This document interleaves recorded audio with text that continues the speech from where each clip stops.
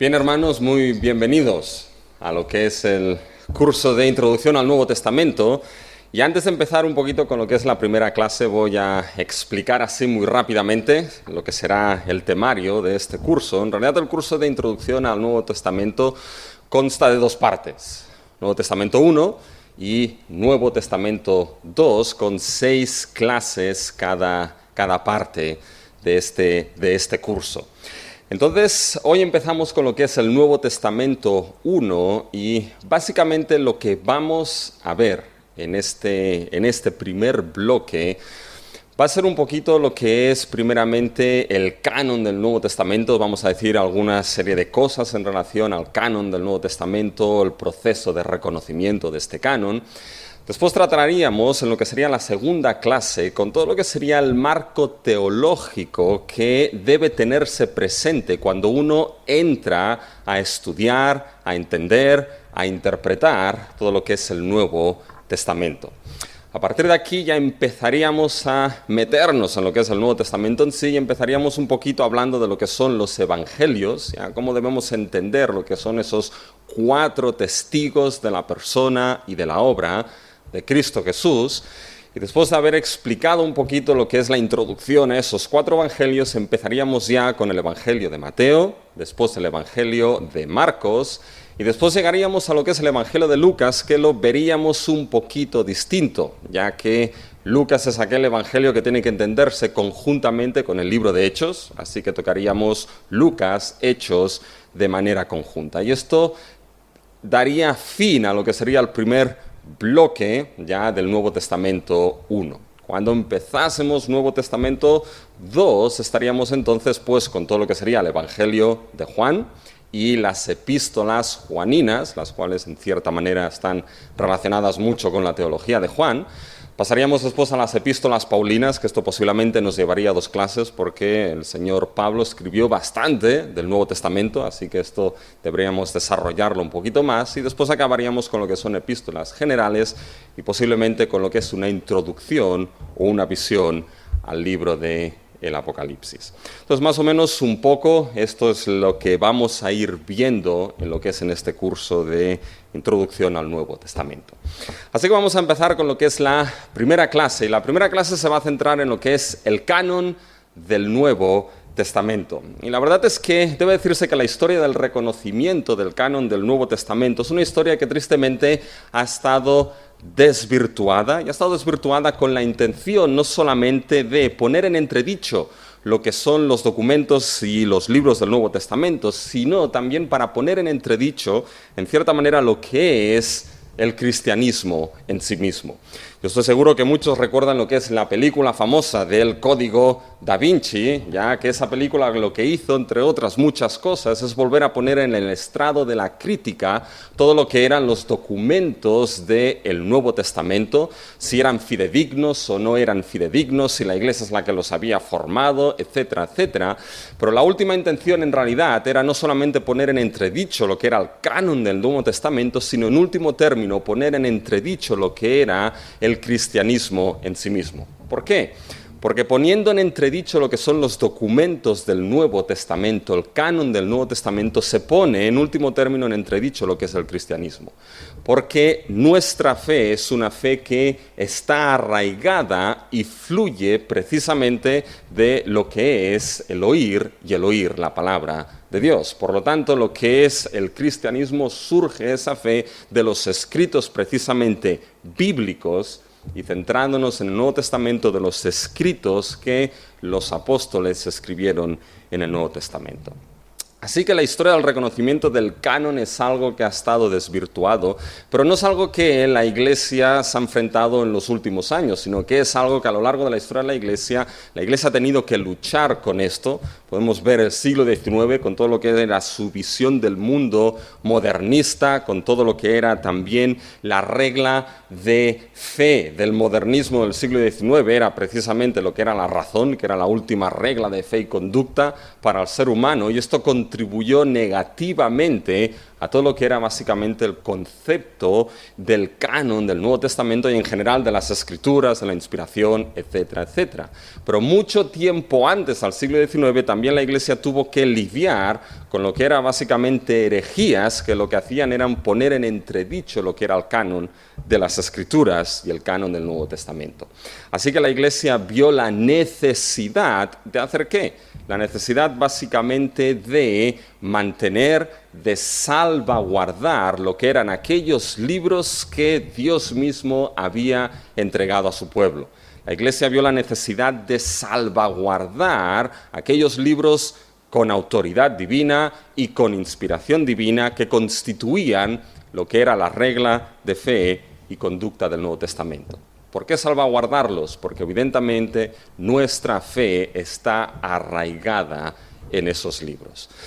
Y así como la Iglesia tuvo que salvaguardarlos y mantenerlos, la Iglesia del siglo XXI, que somos nosotros, igualmente se construye sobre ese testimonio profético y apostólico que encontramos en la Escritura, en la palabra de Dios. Por tanto, vamos a centrar lo que es un poquito ese tema del canon del Nuevo Testamento y vamos a hacerlo básicamente con 2 puntos básicos. Primeramente, lo que vamos a ver un poquito a nivel general es el concepto de canon de la Escritura que estamos hablando cuando decimos el canon de la Escritura y después, sobre todo, el canon del Nuevo Testamento. Ya hablaremos de manera general desde este punto de vista. Y en el segundo punto nos centraremos en lo que es el canon del Nuevo Testamento, su formación, su reconocimiento, aspectos que contribuyeron a esa formación del canon. Por tanto, vamos a lo que es básicamente el primer punto, el canon de las Sagradas Escrituras a nivel general. Y entre las múltiples designaciones que se usan para hablar de lo que es la Biblia o las Escrituras, nos encontramos la designación de Biblia, nos encontramos la designación de Palabra de Dios, nos encontramos la designación de las Sagradas Escrituras. Pero básicamente una de las designaciones que se usan para referirse a la Biblia es la designación de el canon de las Sagradas Escrituras. Y cuando se habla del canon de las Sagradas Escrituras, en realidad no está muy lejos de lo que la Biblia se define a sí misma. La palabra Biblia proviene de lo que es un término griego que significa rollo o libro. Por ejemplo, aparece de esta manera en el libro de Apocalipsis, el capítulo 5 y el versículo 1, se nos dice: y vi en la mano derecha del que estaba sentado en el trono un libro. Aquí la palabra griega es la palabra biblion, de donde viene Biblia. Vio un libro escrito por dentro y por fuera, sellado con 7 sellos. Ahora bien, también el término Biblia proviene de una expresión griega, que es la expresión que se traduce como los libros santos. Ese término libros es de donde viene el término Biblia, y es un término plural.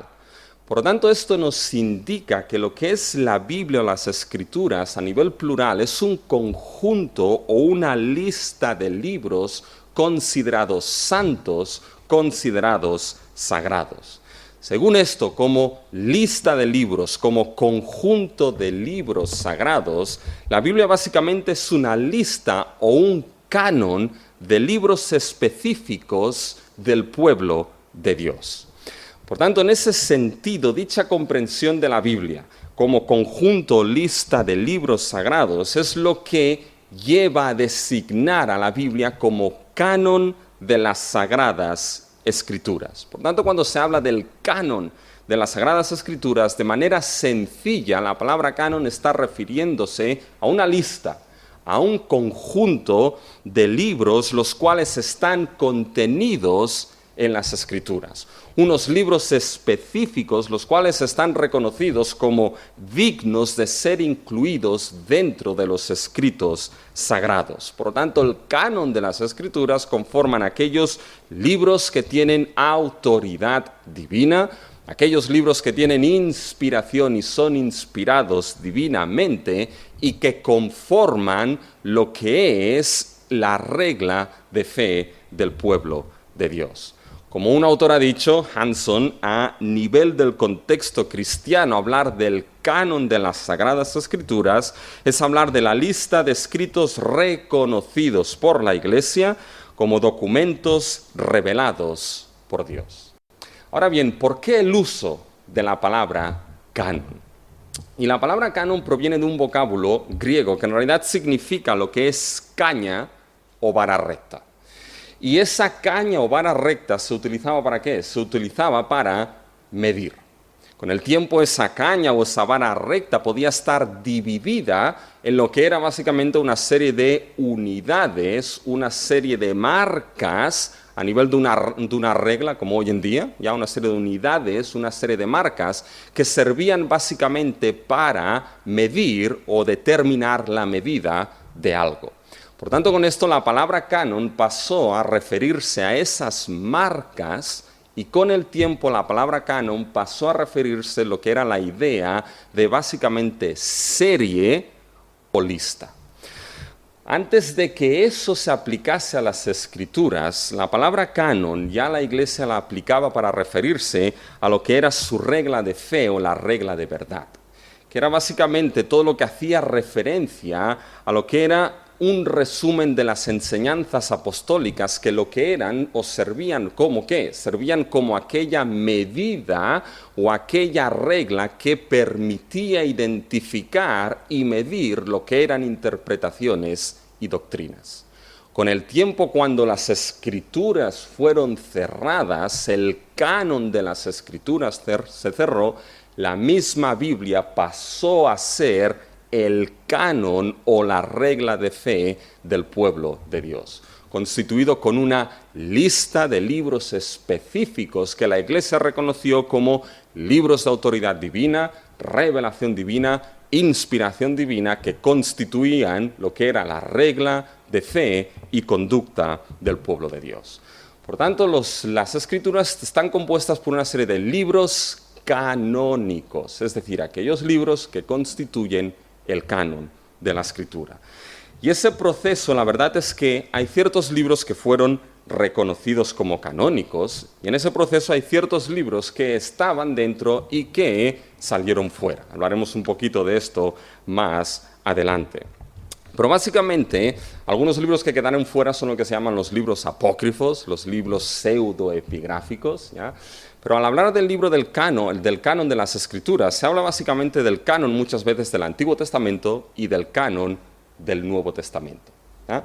Cuando se habla del canon del Antiguo Testamento, ya podemos ver que en tiempos de Jesús había un canon, una lista de libros que configuraban todo lo que era el Antiguo Testamento. Y eso lo vemos, por ejemplo, en Lucas 24. Lucas 24, 44 nos deja ver que ya en tiempos de Jesús existía un canon del Antiguo Testamento cerrado. Eso es lo que Jesús les dice a aquellos dos discípulos que van camino a Maús.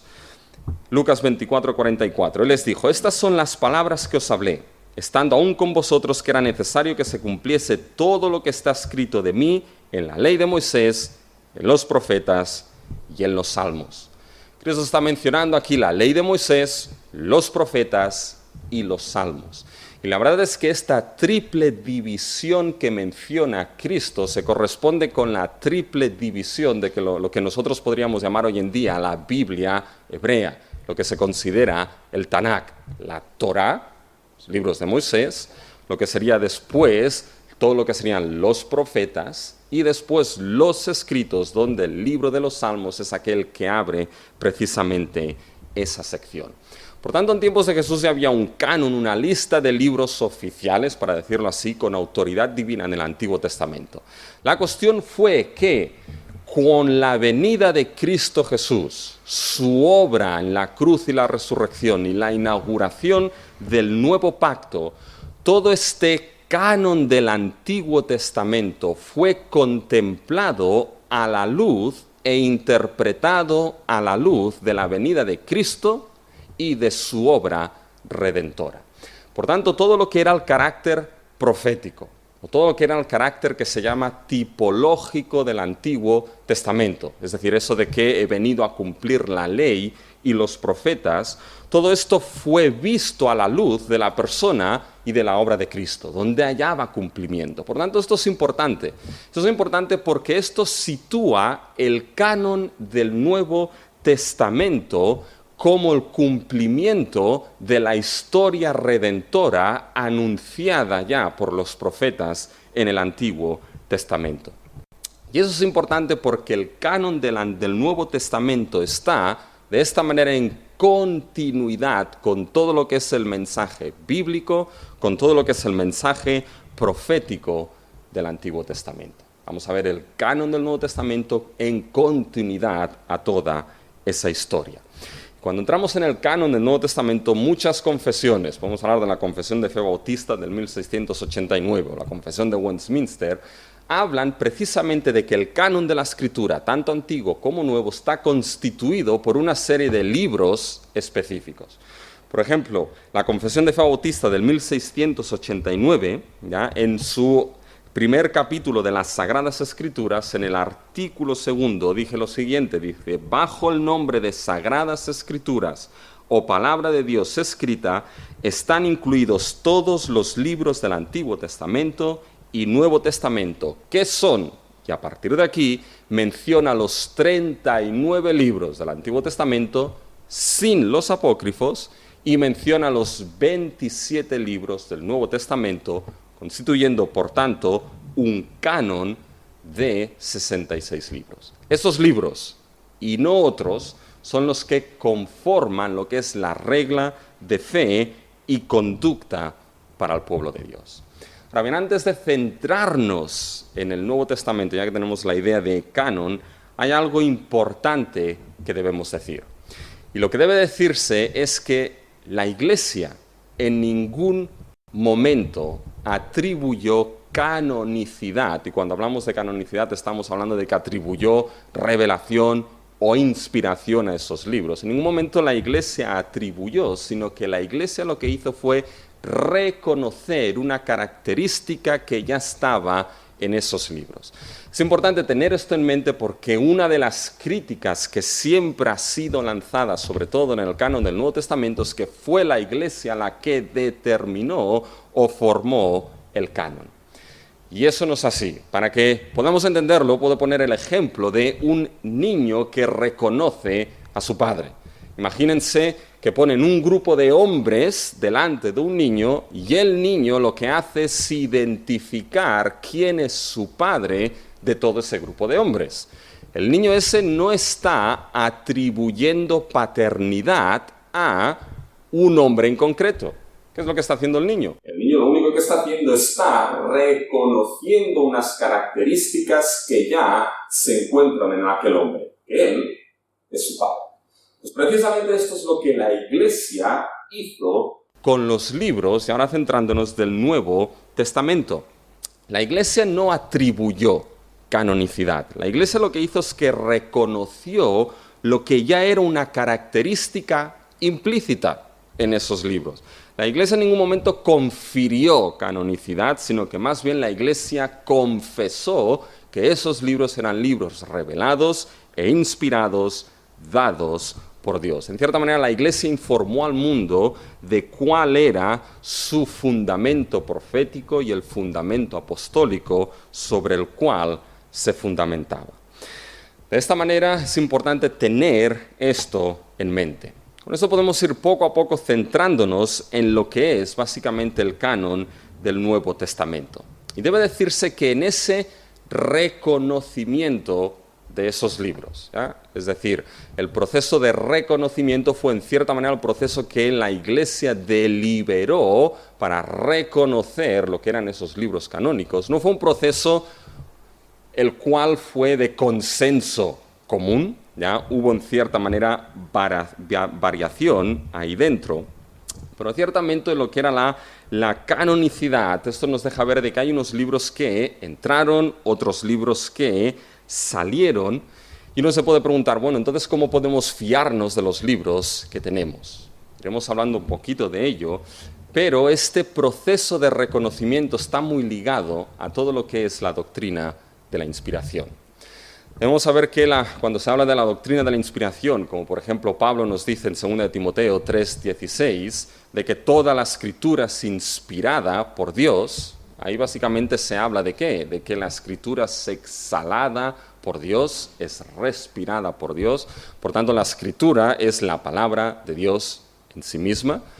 Pedro nos habla de que fue el Espíritu Santo quien guió a los autores, ya los inspiró de tal manera que aquello que les fue revelado lo escribieron bajo la supervisión divina, de tal manera que quedase escrito sin ningún tipo de error, y la inspiración salvaguardó lo que era la revelación. Y eso es importante, porque la doctrina de la inspiración no solamente salvaguardó lo que los autores escribieron, sino que el autor de la revelación es Señor precisamente de esa revelación. Y esa inspiración que salvaguardó lo que los escritores escribían y lo supervisó, es la misma inspiración que también supervisó la formación del canon bíblico y la formación del canon del Nuevo Testamento. Fíjense lo que aquí un autor, Bruce, comenta en relación a la doctrina de la inspiración y el canon. Dice, la creencia cristiana histórica es que el Espíritu Santo que fiscalizó el trazo de cada uno de los libros que integran el Nuevo Testamento, fiscalizó también la selección y colección de ellos, continuando de esa manera la promesa que hiciera el Señor Jesús en el sentido de que Él guiaría a la Iglesia a toda verdad. Fíjense que las palabras de Bruce son esenciales. El Espíritu Santo que fiscalizó, supervisó a los escritores de las Escrituras y a los escritores del Nuevo Testamento. Fue el mismo Espíritu que lo que hizo fue fiscalizar, supervisar los libros que el autor de la revelación quería que quedasen como libros dados a su pueblo. Por lo tanto, fíjense que negar la inspiración de las Escrituras no es solamente negar lo que es la naturaleza misma de la Biblia como palabra de Dios, no solamente es negar la inerrancia en la infalibilidad de la palabra de Dios, sino que también es llegar a poner en entredicho lo que es el canon bíblico. De que esos libros los tenemos, entre otras muchas cosas, porque Dios supervisó y quiso que esos libros formasen el canon bíblico. Ahora bien, eso evidentemente es algo que se discierne por fe, y hay muchos que aquí preguntan, bueno, aparte de esto, ¿hay algún tipo de investigación histórica que permita determinar por qué esos 27 libros del Nuevo Testamento y no otros? ¿Por qué esos libros y no muchos otros que quedaron fuera? ¿Cuáles fueron el proceso, las pautas que se siguieron en el proceso de reconocimiento del canon del Nuevo Testamento? Eso es lo que vamos a ver ahora.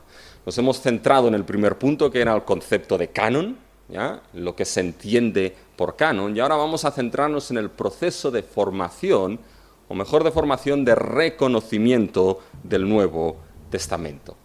Entonces, cuando hablamos del Nuevo Testamento, del canon del Nuevo Testamento, es importante tener presente, ya lo hemos dicho, de que ese proceso de reconocimiento no fue algo de consenso común. Hubo en cierta manera, y entre comillas, ya debates y peleas de qué libros entraban, de qué libros salían, etcétera, etcétera. Pero debemos pensar que después de lo que era la ascensión del Señor Jesucristo, probablemente durante unos primeros 27 años, las únicas escrituras que los cristianos primitivos tenían eran las escrituras del Antiguo Testamento.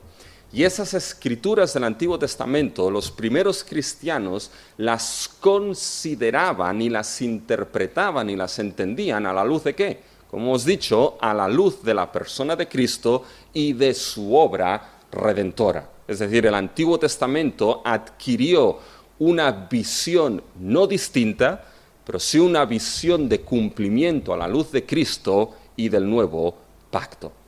Y algo que debemos saber es que el Señor Jesús no escribió ningún libro. Una de las cosas que Cristo hizo fue precisamente enseñar con su palabra y enseñar con su ejemplo. Ahora bien, estas palabras, estas enseñanzas de Jesús, con toda probabilidad, muchas de ellas quedaron registradas por aquellas personas que las escucharon y que las atesoraron. y que las pusieron en la misma autoridad, por ejemplo, que las palabras de Moisés y que las palabras de los profetas. Por lo tanto, esas palabras de Cristo, esas enseñanzas de Cristo quedaron atesoradas por los primeros cristianos y formaron parte importante de lo que era la tradición del cristianismo primitivo. Y posiblemente antes de que estas palabras quedasen escritas, circularon a nivel oral, probablemente por el testimonio oral de los discípulos y de los apóstoles de Jesús. Por tanto, en un periodo corto, la transmisión de lo que se llama el querigma, es decir, el mensaje central de Cristo y de su obra, probablemente empezó a circular ya en una forma fija, en una presentación o transmisión que tenía una serie de formas fijas y estándares. Eso explicaría algo que veremos más adelante en el curso, de ciertos paralelos que nos encontramos en los evangelios, sobre todo en los evangelios sinópticos. Por tanto, esas palabras de Jesús probablemente en los primeros años circularon con esa transmisión oral de los discípulos, de los apóstoles, en formas fijas, en formas estándares, pero hay algo importante que debemos saber, que esas palabras no circularon durante mucho tiempo como tradición oral. Porque una de las cosas importantes es que esas palabras debían quedar escritas. Las palabras se las lleva el viento. Y Dios no quiso que su palabra se la llevase el viento. Y algo que está o que es inherente a la revelación, a la palabra de Dios, es que esa revelación quedase escrita. Lo vemos tanto en el Antiguo Testamento como también en el Nuevo Testamento. Dios quiso que esa palabra quedase escrita. Por lo tanto, ese testimonio que circuló en los primeros años por transmisión oral quedó escrito de manera bien temprana por los apóstoles o por aquellos relacionados con algún apóstol. Y fíjense que posiblemente en ese proceso, el primer libro que se cree que fue escrito fue la Epístola de Santiago, el Nuevo Testamento, posiblemente a la última década de los 40, y el último libro sería el libro del Apocalipsis sobre el año 95-96 después de Cristo. Pero fíjense que dentro del primer siglo, y es más, en un periodo menor a 100 años, todo el Nuevo Testamento quedó en cierta manera escrito. Y en ese proceso de lectura del Nuevo Testamento, la verdad es que en algunas ocasiones es difícil de determinar. Cuando nos centramos en los evangelios, ya en ese proceso de escritura en los evangelios sinópticos, Mateo, Marcos y Lucas, y el evangelio de Juan, la verdad es que el tema del desarrollo y de origen de los evangelios sinópticos, la verdad es que es algo que es complicado y es visto desde tres perspectivas distintas. Una perspectiva que es lo que se llama la crítica formal, que intenta en cierta manera estudiar el desarrollo y los orígenes de estos evangelios desde el punto de vista de que tuvo que haber alguna, en cierta manera, forma oral de proclamación del evangelio. Otra perspectiva que estudia lo que es, en cierta manera, esa formación de los evangelios es lo que se llama la crítica de fuentes, que se centra no tanto en una transmisión oral, sino en la manera en cómo los autores estructuraron las diversas unidades que forman los evangelios. Y después la tercera perspectiva es la crítica de redacción, que se centra no tanto en una transmisión oral, no tanto en cómo se estructuran las unidades, sino en la contribución literaria y teológica de los evangelios. Bien, si con eso están diciendo, bueno, esto supone un problema, bienvenidos al club, porque esa formación es lo que ha formado lo que se llama el problema sinóptico. Ese problema sinóptico es qué relación existía entre los diferentes evangelios sinópticos. ¿Cuál fue el primero? ¿Cuál fue el último? ¿Quién tomó de quién? Etcétera, etcétera, etcétera. Y la cuestión es que hay varias teorías en ello, pero me voy a destacar solamente tres teorías, ¿ya? La primera es aquella que es la teoría de las fuentes, que es la más popular en el día de hoy. Es aquella teoría que se centra en determinar que Marcos fue el primer evangelio de todos. Y de él tomaron Mateo y Lucas. Aparte de esto, había lo que se ha denominado otra fuente, que sería la fuente Q. Que se supone que eran algunos dichos, enseñanzas de Jesús, de la cual posiblemente también tomaron los autores. Así que Mateo tomó de Marcos y de esa fuente, y Lucas de la misma manera. Ahora bien, la verdad es que la fuente Q es una fuente que es hipotética, porque no se ha encontrado nada, evidentemente, de la fuente Q. Más bien como posiblemente Carson está en lo cierto cuando dice que en lugar de una fuente Q, dice, puede ser que haya habido diversos documentos que contenían una miscelánea de dichos de Jesús que tanto Mateo como Lucas tomaron. Esa sería una de las teorías. Marcos era el primero y de ellos tomó Mateo y Lucas. Pero después hay otra teoría de esa formación de los evangelios, que es la teoría de la prioridad de Mateo. Es decir, Mateo fue el primer evangelio escrito y de él tomaron Marcos y Lucas. Marcos tomó de Mateo y añadió en cierta manera material propio, y después más tarde Lucas tomó de Mateo y de Marcos. Y con esto pasamos a la tercera teoría, que la tercera teoría es la teoría o la hipótesis que se llama de Griesbach, que lleva el nombre de aquel que la formó, que también dice que Mateo fue el primero. Pero este caballero dice, bueno, Mateo fue el primero, pero fue Lucas quien tomó de Mateo. Y después fue Marcos quien tomó de Mateo y de Lucas. Y el problema sinóptico sigue y sigue y sigue. La verdad, lo que nos interesa a nosotros es que tenemos estos evangelios sinópticos escritos. Y lo que sí sabemos es que el último evangelio escrito, que queda fuera de los sinópticos, es el evangelio de Juan, que posiblemente fue escrito sobre el 80 y el 85 después de Cristo. Pero cuando se escribió ya el Evangelio de Juan, lo que nos resulta importante para nosotros dentro del canon del Nuevo Testamento es entender de que los evangelios empezaron a circular ya como una unidad que en la iglesia los primeros cristianos llamaban el Evangelio. Eso lo veremos más adelante cuando hablemos de la relación de los evangelios. Hablaban del evangelio, aunque había 4 evangelios distintos. ¿Por qué? Porque esos 4 evangelios no hablaban de 4 evangelios de Cristo distintos, sino que hablaban del mismo y solo y único evangelio de Cristo Jesús, de 4 visiones distintas. Por lo tanto, entre quizá el 65 que se escribió el Evangelio de Marcos y el 80-85 que se escribió el de Juan, ahí los evangelios ya empezaron a circular como una unidad. A esto debemos añadirle entonces lo que son las cartas de Pablo, el corpus paulino. La verdad, Pablo escribió mucho del Nuevo Testamento y no está claro exactamente cómo fue ese proceso.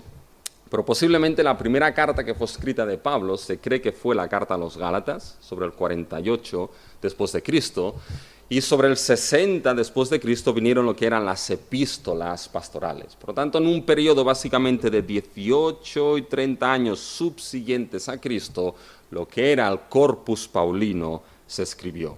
Y fíjense que es la misma escritura la que nos habla de un corpus o de un cuerpo de cartas de Pablo. Y eso lo hace el apóstol Pedro. En la segunda carta de Pedro, en el capítulo 3, y los versículos del 15 al 16, Pedro dice lo siguiente: «Y tened entendido que la paciencia de nuestro Señor es para salvación, como también nuestro amado hermano Pablo, según la sabiduría que le ha sido dada, os ha escrito casi en todas sus epístolas, hablando en ellas estas cosas, entre las cuales hay algunas difíciles de entender, las cuales los indoctos e inconstantes tuercen, como también las otras escrituras para su propia perdición». Lo que está haciendo aquí el apóstol Pedro es algo importante, porque Pedro nos está hablando de las epístolas del hermano Pablo. Y esas epístolas Pedro las está colocando al mismo nivel que las escrituras del Antiguo Testamento. Pedro está diciendo como también las otras escrituras. Por lo tanto, para Pedro lo que eran las cartas de Pablo eran cartas ¿con qué? Con autoridad divina, revelación divina e inspiración divina, al igual que el mensaje profético del Antiguo Testamento. Pero Pedro está reconociendo algo importante. Ya en el primer siglo está reconociendo de que había un cuerpo de cartas paulinas. Y ese cuerpo de cartas paulinas dentro del primer siglo circulaba entre las iglesias. Es decir, eran cartas circulares en cierta manera. Pablo escribía a una iglesia y después probablemente esa iglesia, otra iglesia pedía esa carta y se enviaba, se hacían copias y así en cierta manera circulaban las cartas. Es más, es Pablo quien anima a ciertas iglesias, a las iglesias básicamente de la Odisea, a que las cartas se intercambien. Fíjense en Colosenses capítulo 4 y el versículo 16. Pablo está escribiendo a esa iglesia y dice, cuando esta carta haya sido leída entre vosotros, a la iglesia de Colosas, haced que también se lea en la iglesia de los laodicenses y que la de la Odisea la leáis también vosotros. Es que el apóstol Pablo está animando que ahora la carta que se ha escrito a los colosenses sea leída también a la iglesia de la Odisea y la de la iglesia de la Odisea sea también leída entre lo que es la iglesia de los colosenses. Por tanto, había lo que era una serie de cartas que circulaban. Por tanto, con Pedro y con esta referencia a los colosenses, nos damos cuenta de que en el primer siglo ya había un corpus de cartas de Pablo que circulaban. Cuando llegamos al segundo siglo, lo que sí sabemos es que en el segundo siglo ya había un canon de cartas paulinas reconocido y es más, ya en el segundo siglo había un canon del Nuevo Testamento reconocido. Un canon de libros canónicos, inspirados y revelados. Por tanto, la pregunta que surge aquí es, si ya en el segundo siglo había un canon que estaba reconocido, ¿por qué en cierta manera la necesidad del reconocimiento de ese canon? Y la necesidad del reconocimiento de ese canon surge por dos motivos básicos. Uno surge por lo que se llama la herejía de Marción, y el segundo surge la necesidad de reconocer el canon por el edicto de Diocleciano. Una de las cosas que la Iglesia siempre ha afrontado y seguirá afrontando a lo largo de su historia es precisamente la herejía. Cuando Judas escribe su carta a aquellos cristianos diciéndoles de que contiendan ardientemente por la fe que una vez fue dada a los santos. Y la razón de contender por esa fe que una vez fue dada a los santos es precisamente por la realidad de la herejía y la apostasía dentro del pueblo de Dios. Y si hay algo que podemos decir que tiene de bueno la herejía es precisamente que lo que hace es forzar, entre comillas, al pueblo de Dios a contender, a mantener y a salvaguardar la fe que le ha sido dada. Y eso fue exactamente igual con el canon de las Escrituras. Porque una de las primeras herejías bien tempranas que sabemos que afectó no solamente doctrinalmente, sino al canon de las Escrituras, es lo que se ha llamado la herejía de Marción. Marción nació alrededor del 100 después de Cristo en Sinope, que es un puerto marítimo del Mar Negro. ¿Y Marción qué es lo que hizo? Bueno, Marción se cree que fue, o se conoce que fue el primero que estableció en cierta manera un canon bíblico, pero fue un canon mutilado, porque presentó a sus seguidores lo que era un prefacio de las Escrituras, pero un prefacio que se llamó la antítesis. ¿Por qué la antítesis? La antítesis porque Marción lo que hizo fue poner en oposición o en antítesis lo que era, por ejemplo, la ley con el Evangelio, poner en antítesis lo que era el Dios del Antiguo Testamento, que él consideraba un Dios de juicio y un Dios de ira, lo puso en oposición con el Dios Padre amoroso del Nuevo Testamento. Fíjense que la verdad es que hoy en día seguimos teniendo marcionitas entre nosotros en ese sentido, ¿ya? Pero fíjense que lo que se puso fue en oposición, ley, evangelio, Dios del Antiguo Dios del Nuevo. ¿Y qué es lo que hizo Marción en su canon? Marción en el canon del Nuevo Testamento aceptó solamente lo que eran las cartas paulinas. Rechazó todo el Antiguo Testamento porque había un Dios de juicio, un Dios de ira. Aceptó lo que eran las cartas paulinas y aceptó lo que él llamó el Evangelio. ¿Que cuál era ese Evangelio? Evidentemente solo podía ser el Evangelio de Lucas. Dada la relación que Lucas presentaba con Pablo y dado a que Marción aceptó lo que era Pablo, evidentemente y automáticamente aceptó lo que era el Evangelio únicamente de Lucas. Fíjense que esa herejía fue un ataque a lo que era al canon bíblico. Atacar el canon bíblico era atacar la fe de la Iglesia. Por tanto, frente a esa herejía, la Iglesia se vio con la necesidad ¿de qué? De salvaguardar y establecer aquellos libros que le habían sido dados como inspirados y de autoridad divina. A eso se le juntó también lo que era, en cierta manera, el edicto de Diocleciano, que en el 303 después de Cristo, Diocleciano determinó que todos los libros religiosos debían de ser quemados. Y frente a esto, lo que hizo la Iglesia es que precisamente esos libros que eran de inspiración y de autoridad divina debían protegerse y salvaguardarse. Ese edicto de Diocleciano, esa herejía de Marción es lo que motivó en la providencia divina de que se entrase en ese proceso de reconocimiento de aquellos libros que el pueblo de Dios consideraba inspirados y como regla de fe. Por tanto, fíjense que en realidad no fue ningún concilio quien determinó qué libros eran o qué libros no eran. No fue el concilio de Nicea del 325, no fue tampoco lo que era el Sínodo de la Odisea del 363, ni el concilio de Cartago del 367. Es más, en el concilio de Cartago del 367, lo único que se especificó es que por escritura divina habían de considerarse, hablando del Nuevo Testamento, los 27 libros canónicos que tenemos en la Biblia. Por tanto, la próxima vez que lean el Código Da Vinci o vean la película El Código Da Vinci, Dan Brown se equivoca. Así que fíjense que ya la Iglesia tuvo que reconocer y salvaguardar todo esto. Ahora bien, la cuestión es que había alguna serie de criterios para determinar qué libros eran canónicos o qué libros debían de quedar fuera. Y la verdad es que hablando de ese proceso de reconocimiento del canon, debemos ahora terminar con lo que son los criterios que se siguieron para el reconocimiento de los libros canónicos. Lo primero que debe decirse es que los primeros cristianos no tuvieron problemas en reconocimiento de los libros canónicos, ¿ya? Es decir, ellos reconocieron lo que era el Antiguo Testamento, las Escrituras, y las reconocieron porque venían avaladas por la persona y las enseñanzas de Cristo y por las enseñanzas de los apóstoles. Por lo tanto, los primeros cristianos déjenme decirlo así, no se liaron en procesos o en criterios de canonización.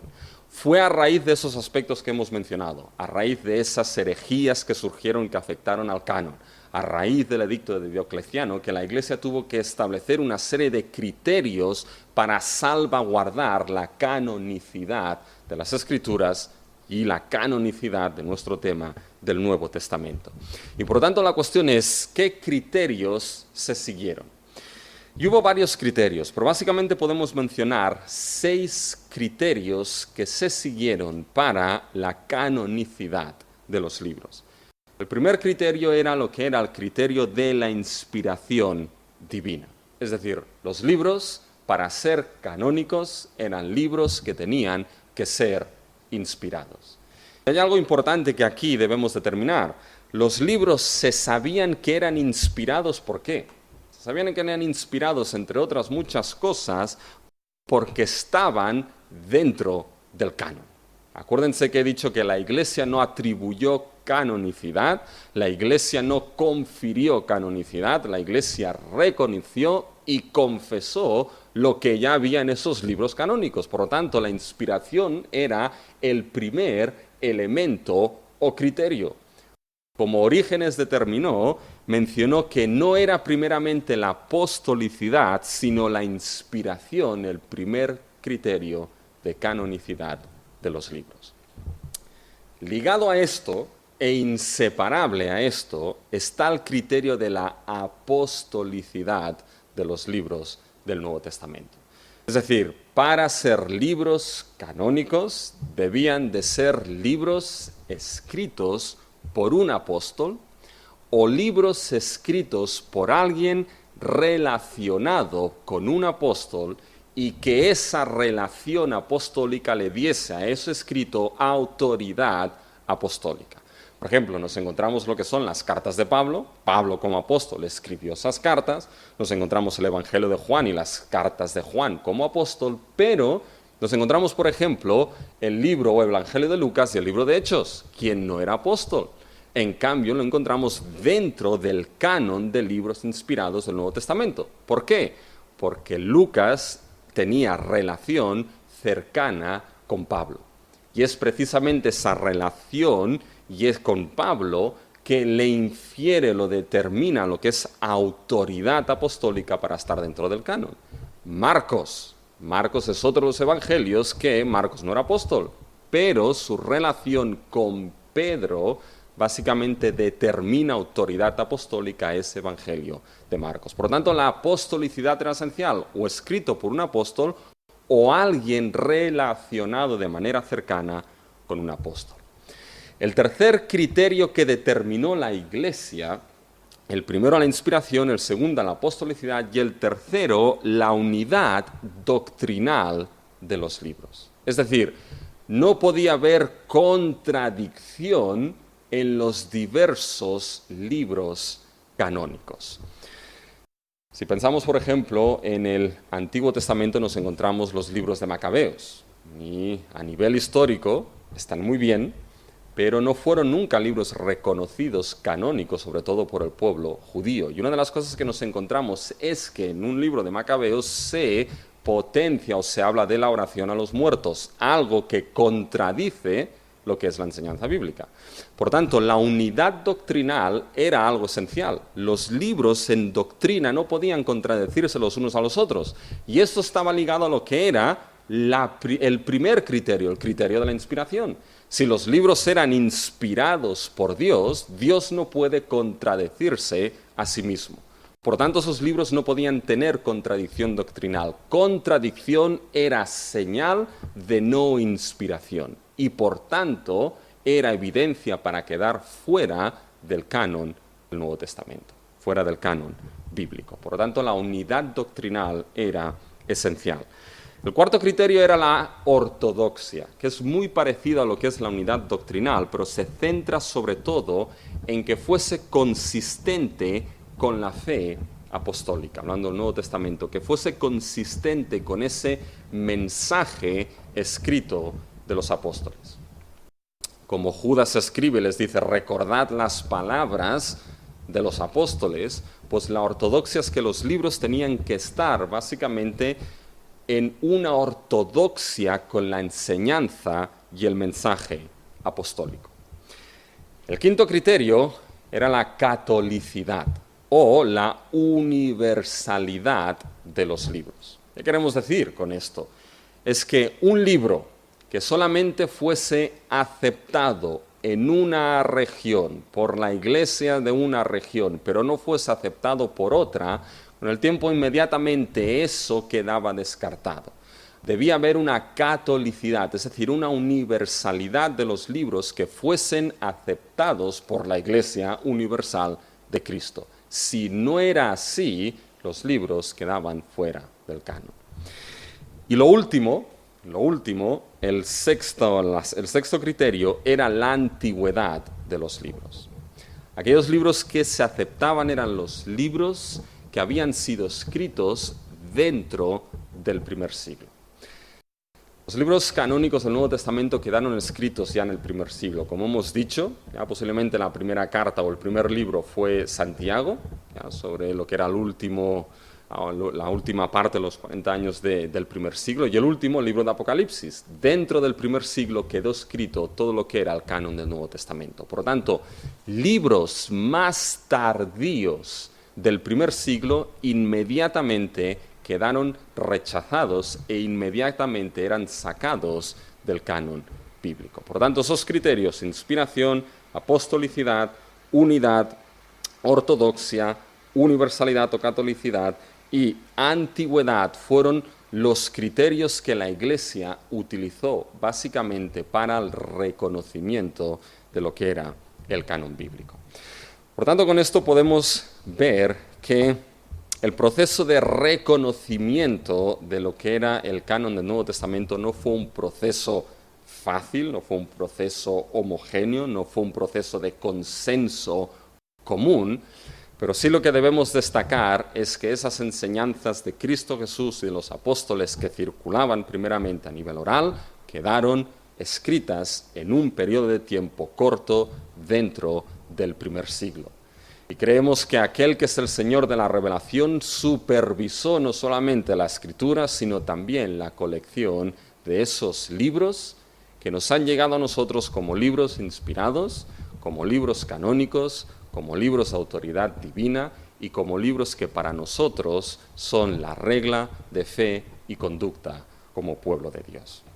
De esta manera, con esto concluimos lo que es la introducción a lo que es el canon del Nuevo Testamento, y ahora ya sabiendo que los libros que tenemos son los libros que Dios ha querido que tengamos y que podemos confiar plenamente en la fidedignidad de esos documentos bíblicos del Nuevo Testamento, vamos a tratar con lo que es un tema que no va a ser fácil, ya lo introduzco, pero que es crucial, que es el marco teológico dentro del cual debemos entender todo el Nuevo Testamento. Así que nos centraremos ahora precisamente en el marco teológico del Nuevo Testamento.